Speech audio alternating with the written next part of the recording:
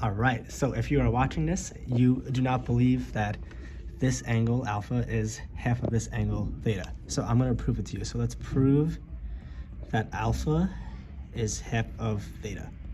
So let's take a look at what we know so far. So we know this point O is the center of the circle, meaning that AO is a radius, but also let's look at other radiuses. So OC is also a radius. So if you cover everything up, we can see a little triangle right here at AOC. So since this is an isosceles triangle, this is alpha. The angles across from the equal line segments are also equal.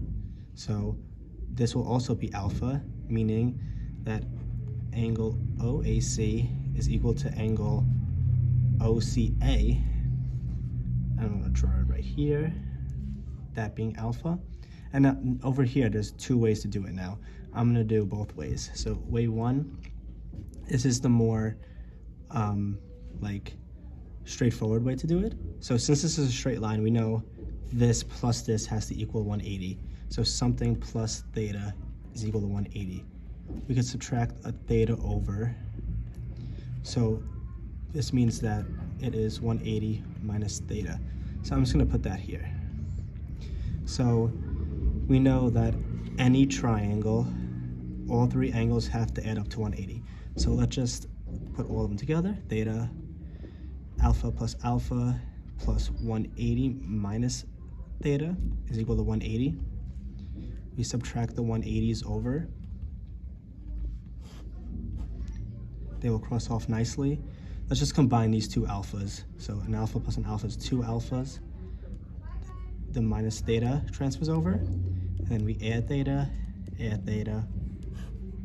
cross off. 2 alpha is equal to theta. We will divide 2 to both sides to make a 1. Alpha is equal to theta over 2, which we are trying to prove. The second way to do it is if we look at this without the circle. So I'm just going to redraw it without the circle.